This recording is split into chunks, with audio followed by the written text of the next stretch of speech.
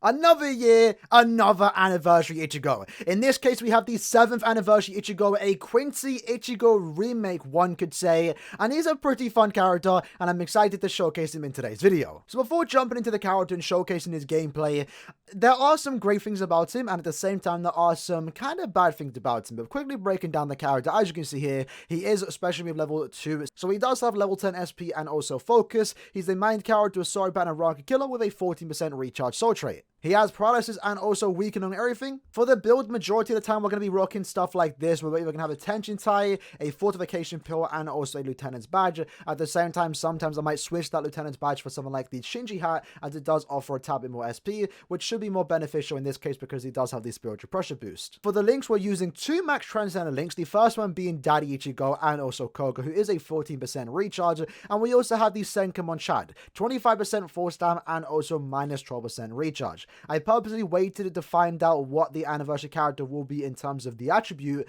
to make sure that I would have a Chad ready for them. And in this case, I got the mind one specifically for this new Ichigo. For bonus abilities, what you want to go for here is full stamina damage as the first one. Always go for that. The second one could be a few different things. Weaken defense for Guild Quest Epic Raid and just for trying to nuke hard, which this character does do. You could also go with damage to weakened enemies in case you want to do more damage just on your strong attacks. Or you could go with long stride to give them that extra bit of mobility. All 3 of those runs are good options, but personally I prefer weakened defense.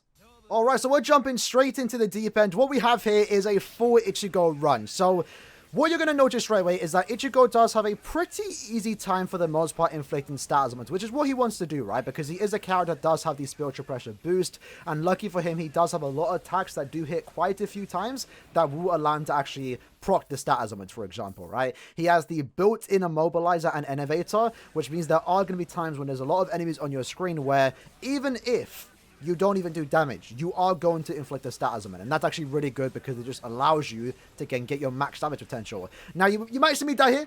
I'm going to be playing. This is the first time or 3 times I actually have used him. This IT quest itself is quite difficult, I must say. The enemies are super annoying since there are so many of them. And keep in mind, we are using Ichigo here with no killer. We're using him in IT with no killer. It's very important to know because we are losing on a lot of DPS here compared to if he had killer, for example. And he does come with 2, that being a Ronka and also Cyber Killer. Pretty good combo in my opinion. And the character itself is an absolute nuke with the Soul Bomb.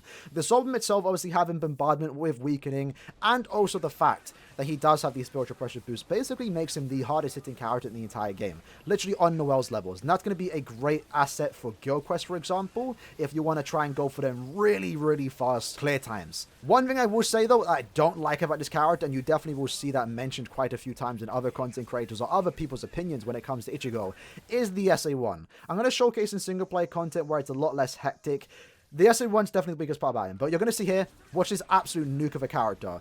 We have no full stam, he's 2 out of 5, and he also has weakened defense. 1 soul bomb, straight to the final boss, SA3, cleared up. Absolutely beautiful. That's an amazing nuke right there, and that's definitely the best thing you can commend this particular Ichigo is the damage that his soul bomb can actually dish out. At the same time, his SA3 and SA2 come out quite quick. It has a lot of good crowd control. Even though this is a pretty difficult IT session that I do find myself dying quite a few times, we only died once there, and we didn't need our killer. So I'm actually quite impressed with from the first impressions of this particular character is that we were able to do quite good there. 1 minute 53 seconds with basically no killer for the most part is quite good. For this particular run, I'm going to keep track on see how long we actually have the spiritual pressure boost. As you can see, we were actually able to activate it straight away.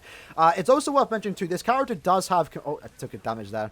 This character does have complete stats immunity, which is obviously great. As you can see, we don't need to worry about any stats elements because we can just stand wherever the hell we want to, and that's nice for just survivability because it doesn't force us to be in a certain part. In addition to that too, because he does have complete stats immunity, he is able to share it with his entire team, and it's kind of gimmicky, but I kind of like the idea of it. Essentially, Ichigo is a character that wants to purposely stand in stat elements pools. Like, that's what you want to do. You want to purposely get inflicted by a stat element. Of course, in his case, he's actually immune to it. But by standing in a stat element pool like we are right now with the poison, if we had no Ichigo on our team, we would be giving our entire team poison immunity, which is great. Again, it's going to help them stay alive. I did do a few runs on stream with a few non-Ichigos, and it definitely did help. I did have a few comments saying, you know what, I wasn't even able to take any damage from the poison because we had an Ichigo on our team. So I definitely do like he is kind of a team player for the most part, which is also cool because he does also do a lot of damage.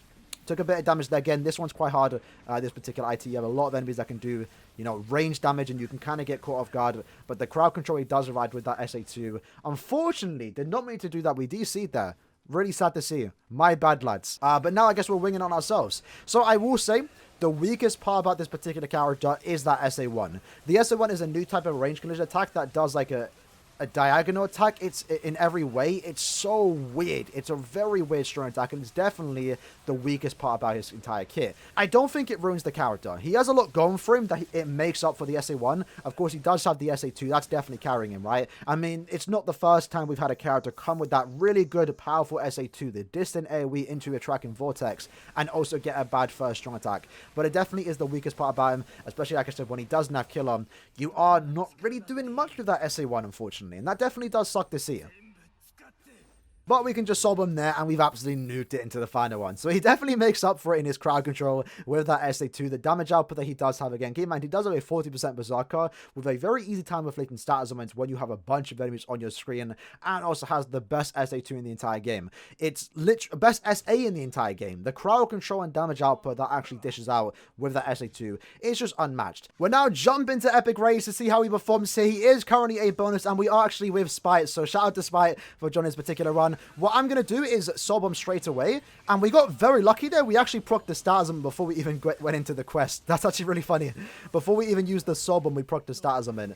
And with ICHIGO, you're going to actually clear it pretty fast, as you can see here. ICHIGO himself is quite the nuke of a character. And we were able to get a 14-second clear. Now, keep in mind, obviously, we didn't have the greatest of teammates. Not to downplay them, but I did see some of their builds weren't really the best. But ICHIGO is a character that is guaranteed, again, to hit very hard in combination with his Soul Bomb and also strong attacks. That is going to allow him to clear this type of content really, really quick. That's definitely one of the main things about this particular ICHIGO is the damage output that he has in combination with his special. In quests like Guild Quest and Epic Raids, for example, that's where you're going to see this character really start to shine.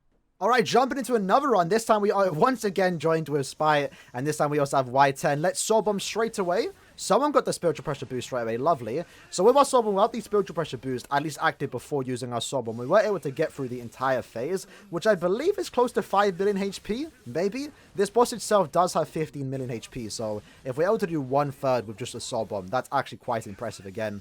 Were we able to inflict the Star Summon? We were not. Or we did actually before, but we've lost it. But still, another very consistent run. This time we got, again, 16 seconds. I believe last time we also got around that 14 seconds. This is where, again, the character does start to shine quite a bit. He does have a lot of damage output with that special, which is one of the main things about him. Because, again, he is kind of designed for Guild Quest. And unfortunately, I can't showcase him in Guild Quest right now, as he currently can't be used in Guild Quest right now. But he's definitely going to be a more Guild Quest orientated character. That's what characters like him. With the Sharpshooter, Bombardment, Weakening, and also SP boost, he's basically a character designed for Guild Quest, who's also going to really excel in a lot of different types of PvE content. Alright, so now we're currently in IZ, just to also get a good look at his strong attacks, because they obviously are worth talking about here. Now, keep in mind, the great thing about this character is that he does have weakening and also paralysis on every single attack, and as you can see there, we actually paralyze all three of them at the same time.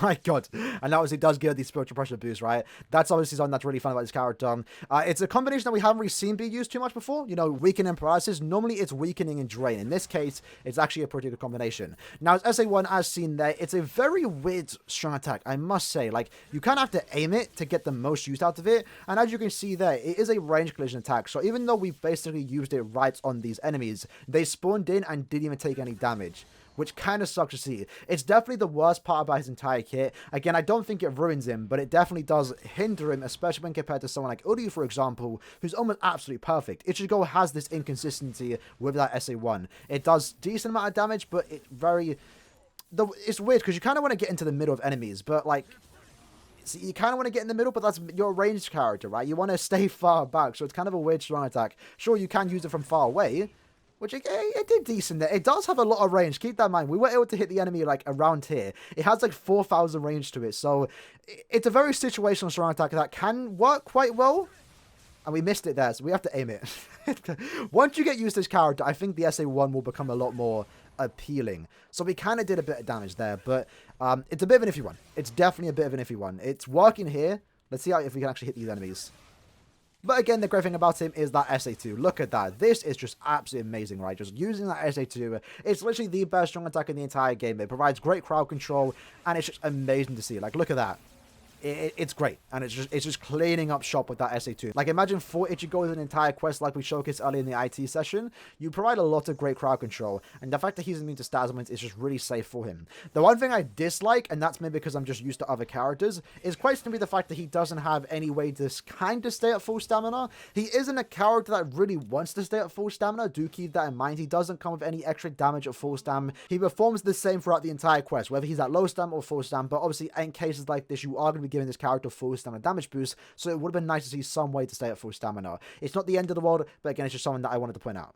But now that we've nitpicked the character enough, let's actually just demonstrate why this character is still the best main character in the entire game. I just don't think it's debatable. Sure, Lisa's a great character, but Ichigo comes with 2 killers. Soripa and also Ronka. That's a great combination of attacks. Unfortunately, it's just the SA1 that is just a tad bit lackluster. But again, there's other characters with bad SA1s and they still perform just fine. In this case, Ichigo is the same. He has an easy time inflicting stat elements. To a certain extent, we can't easily stay at full stamina since we are providing great crowd control. And he's an absolute nuke of a character when it comes to that soul bomb. He is literally one of the most viable characters or valuable characters to have in Guild Quest if you again are trying to go for those very, very quick runs, as he does have a massive damage output on that soul bomb to the likes of someone like Noel. If you are someone that wants to reset in Guild Quest and try and go for a good score, for example, Ichigo is going to be the character you want, and you can use him in 4 weeks of Guild Quest, potentially sub 1 in 4 weeks of Guild Quest. 4 weeks of Guild Quest that Noel can't even do. So having, hypothetically, you know, if you are someone that wants to try and get this character 5-5, which you can do eventually, he is a premium character, there are going to be more opportunities to get this character once more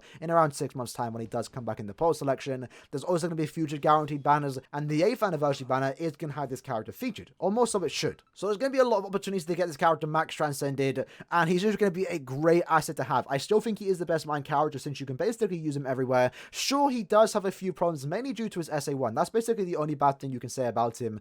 But regards to that, man, like the damage output that he's dishing out, the usability aspect, this character can be basically brought anywhere, and he's going to perform amazing. It's very fun to play around the character. The visuals are great. I love the soul bomb. The SA3, SA2 is basically one of the best like SA2s in the game in terms of visuals. It's super flashy. It's super fun playing with this character, and I am happy I bought this character. I think he's a great asset to the game and the main character that we were waiting for. Honestly, he's definitely worth it, and he definitely does hold the title of an anniversary character.